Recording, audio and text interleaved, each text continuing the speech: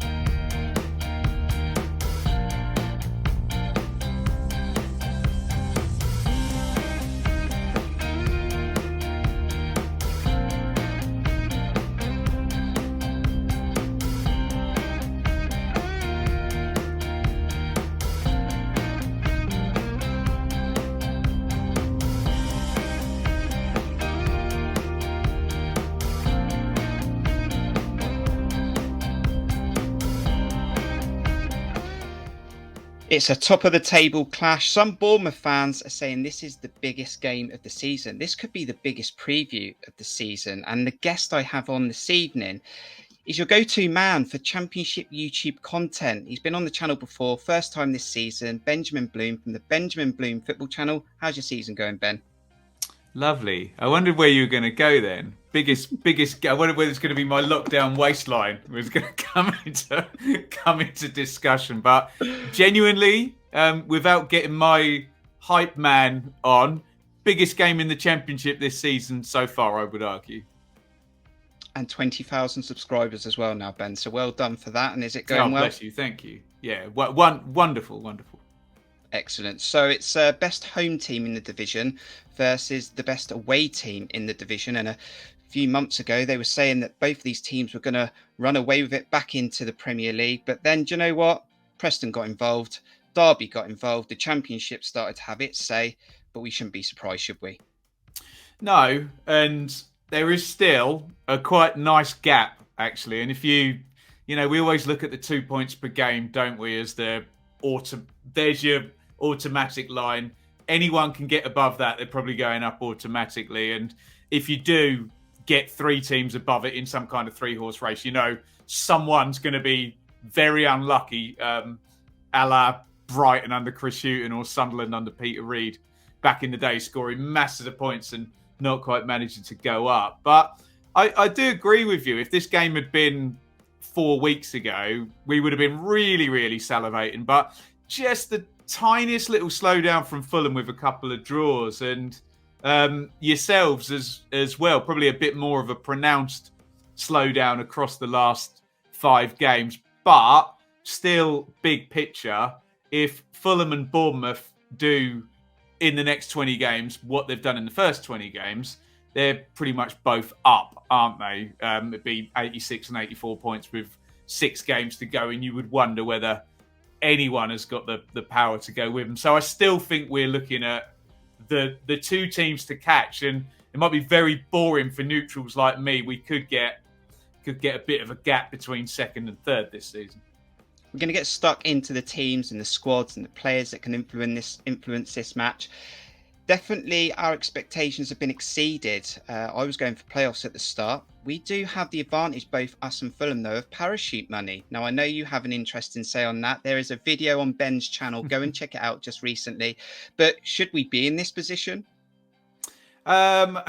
Just quickly on that video, I don't want any Fulham or Bournemouth fans getting upset with me. This is a video about the system, and were I Bournemouth or Fulham or Sheffield United or whoever, Norwich, Watford and Bournemouth last season, I'm not having a pop at any of those teams in the video. It's just a mere look at the system and the amount of money. And, the simple conclusion is the Premier League has run away with huge amounts of broadcast money. The parachute payments are a percentage of that. And there's just a very, very large difference. Were I a Bournemouth fan, or were I a higher up working for Bournemouth, I'd be very happy about this, because, you should be able to leverage that advantage. The way it looks with Bournemouth is, and this happens with teams that are up in the Premier League for a little while, and Bournemouth, I think you said, been up 5 years. They do build up more liabilities. They have more good players and more nice big contracts and whatnot, and it tends to be a bit harder. So I think that's why we're seeing this sort of second season climb from Bournemouth. The fact that Bournemouth really got it wrong last year, didn't they? It was a kind of transitional season with Tyndall and Woodgate in the end, but they do look more the real deal this season. I'm surprised too, but when you look at, if you do look at it in terms of finances, Norwich would have been on a year 2 parachute payment, gone. Watford would have been on a year 2, gone. Sheffield United are choking it, aren't they? Huddersfield, they don't spend their parachute payments. That they all went on a takeover. So it is kind of there for Bournemouth and Fulham this season. If they, wanted to be, Fulham have been a bit more aggressive than Bournemouth in terms of the recruitment, haven't they? But you look at that Bournemouth squad and still a load of quality in it. And when you can, compare it to 3 teams in the top 6 here, QPR, Blackburn and Coventry. Compare the respective squads, and all those clubs are being well managed and doing very well. But you would take the Bournemouth squad over those other squads in many positions, wouldn't you? Interesting video. Make sure you go and check it out after this video. Fulham then. Give us a bit of an insight, Ben, into Marco Silva and Fulham this season. What can we expect on Friday? Goals and tons of them by the sounds of it. Yeah, they've just been incredibly good in front of goal, and they've actually slowed down the last couple of games. They could already be at 50 goals if they hadn't been shut out by Derby the other night, and only just the 1 goal against Preston, because before that you're looking at nearly 3 goals per game, which is just insane. And like I said, they've been a bit more aggressive in terms of the recruitment in the summer. Obviously, you won't need an introduction to Harry Wilson, who at championship level is fine player who will make a lot of difference, won't he? Rodrigo Muniz, Brazilian, came in, managed to re-sign Mitrovic, who I'm sure we'll talk about in a minute, on a new contract. Adrabio, that deal was done, I think. It's just got a very, very good squad, haven't they? And it seems to be, and to be fair, it's the 2 best defences in the league and the 2 best attacks. So it wouldn't be right for me to say, Fulham, it's just a goal machine or something. I'm imagining something like Ian Holloway's Blackpool, where it was just all-out attack with not much tactical prowess behind it. But Fulham have also got an equally good defence as Bournemouth. So an embarrassment of riches.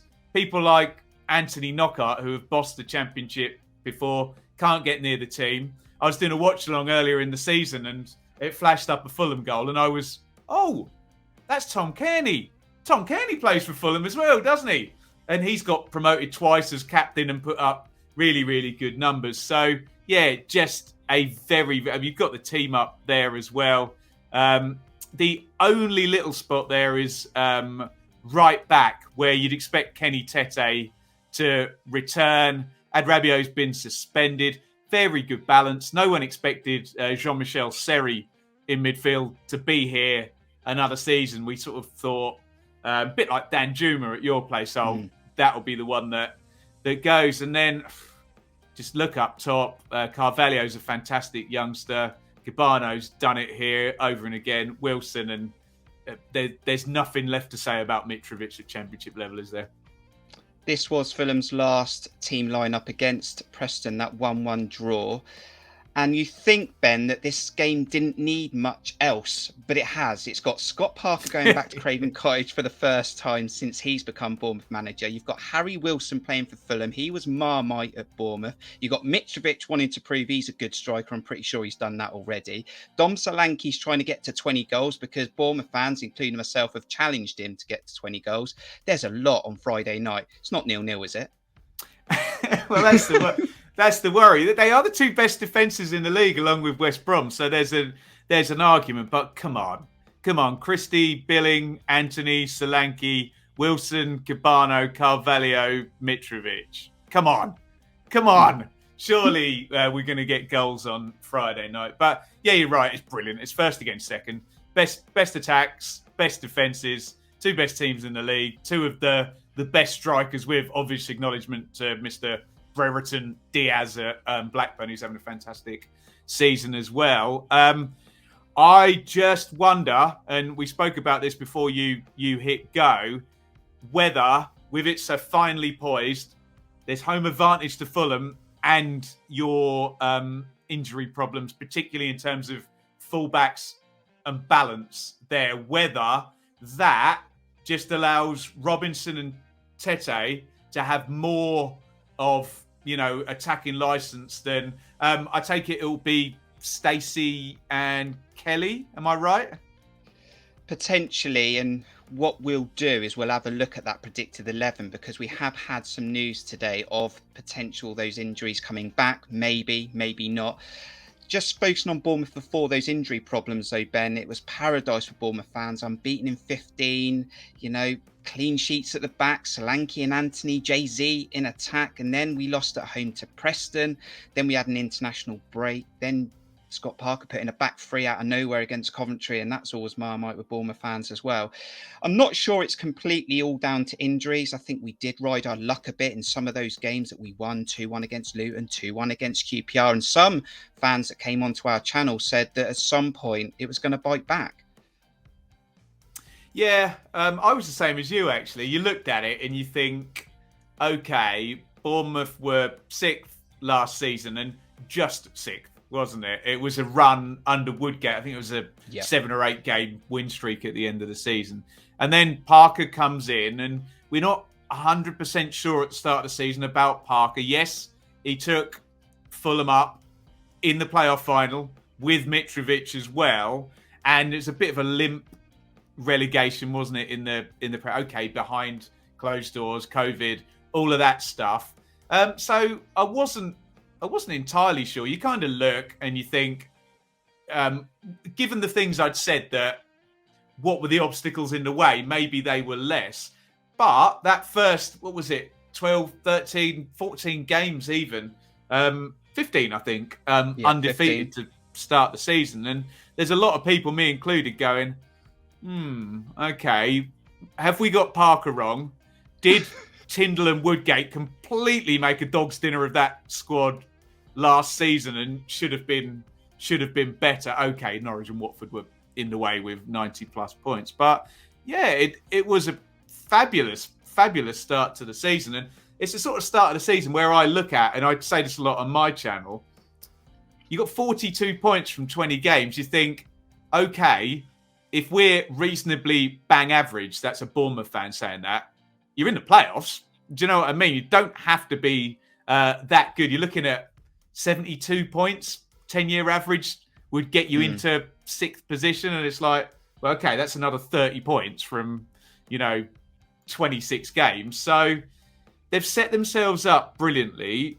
Yeah, you're right. You look at the XG and you look at the 1-goal victories, but you can read that both ways, can't you? Good teams win by 1 goal, don't they? As well as teams that might have had a little bit of sneaky luck on their side, but you don't get to 42 points from 20 games not being a good team, do you? So, there is a chance that Fulham could win this game, go off to 95 points, and you might be 10 points behind. But who's going past Bournemouth into second place? I would ask, and it's a very short list, if any, isn't it? Let's take a look then. So some of those injuries that we've had to deal with lately were Adam Smith out, Jay-Z, Pearson, Kelly, Cahill picked up a rib injury.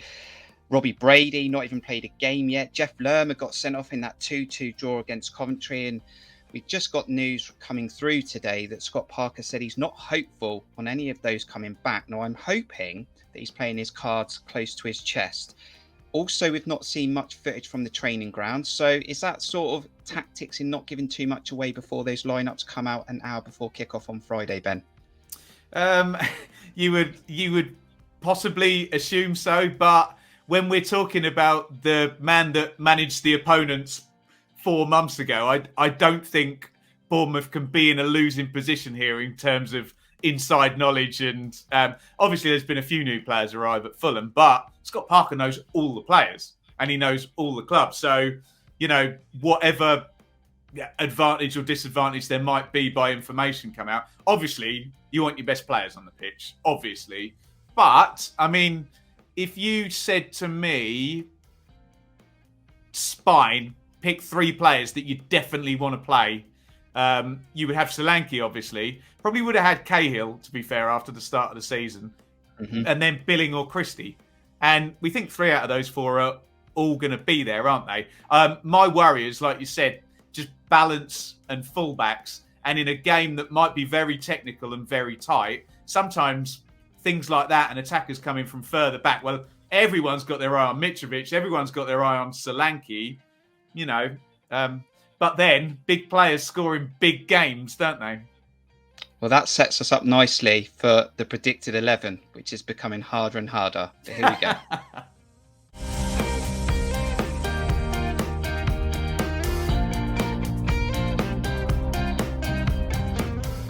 So Scott Parker has really messed with my head on Saturday. That back 3 coming out of absolutely nowhere. What I've got on the screen is my predicted 11, and this is probably more hope than realistic. But here we go. I've gone for Mark Travers in goal, Jack Stacey right back, a back 4 with Steve Cook, who came back into the side against Coventry, Lloyd Kelly, and then Leif Davis left back. Ben Pearson to play in a 1 pivot holding role. Philip Billing and Lewis Cook ahead. Can Lewis Cook potentially get on the ball and get us some possession? Ryan Christie, Anthony wide, higher up. Dom Solanke leading the line. Right, Ben, that's what I've gone with. There is potential for the likes of Kilkenny to come in because we really don't know how well Ben Pearson is progressing. But I would be hopeful that they can get something done on Lloyd Kelly to get him out on that pitch, especially with Mitrovic being in that Fulham team. It looks strong, doesn't it? It's still, this is the thing with parachute teams and squads that have been in the Premier League, even with injuries. That looks a decent side to me. Obviously, maybe Cahill over Cook, maybe Zamura over Davis, maybe Lerma over one or other central midfielder. But Ben Pearson's not a mug, and he might be the sort of player that might thrive in this game if potentially you're going to have less of the ball than you used to. You might need a player who stands 10 yards off the player, makes tackles and makes interceptions. So, there is that. The difficult thing is, for all we can goo over and fawn over the Bournemouth 11, we can do exactly the same for the Fulham 11. And the difference is probably, and the bench as well for Fulham. There is one player that we did talk about off air, and that was Kilkenny, and it's quite comfortably he could start this game in the Ben Pearson role. The only thing I sort of have on Kilkenny is him and Lewis Cook are quite similar, and I'd rather have Lewis Cook start this game. But as I said, it's not conceivable that he wouldn't start, and you're very much an admirer of Gavin Kilkenny. Yeah, you make a fair point. Does it lack aggression if neither Pearson or Lerma are there, and you're going to have Harrison Reed probably, who's a little sort of buzzy midfielder who would do that role for Fulham, and probably Jean-Michel Seri, who's a pretty classy midfielder. So, yeah, you would think you would lose out there. You would also think if Lewis Cook does start, he's not going to play more than an hour, is he? Especially at the pace this game's going to go. So I suspect we will see Mr. Kilkenny at some point, whether it's for the whole match or for the last 30 minutes or whatever. And I do accept your conclusion that despite the fact that I like him, you like him, it is weaker than, the other options, isn't it? You keep mentioning Lerma, you're getting me excited, and I remember he's not available, is he, on Friday, No. because he got suspended against Coventry, but he's going to be a big miss for the Cherries. But we're going to go for it. We're going to lock this in. That is your AFC Bournemouth predicted 11 for this game against Fulham. Do you agree? Disagree? Let us know in the comments.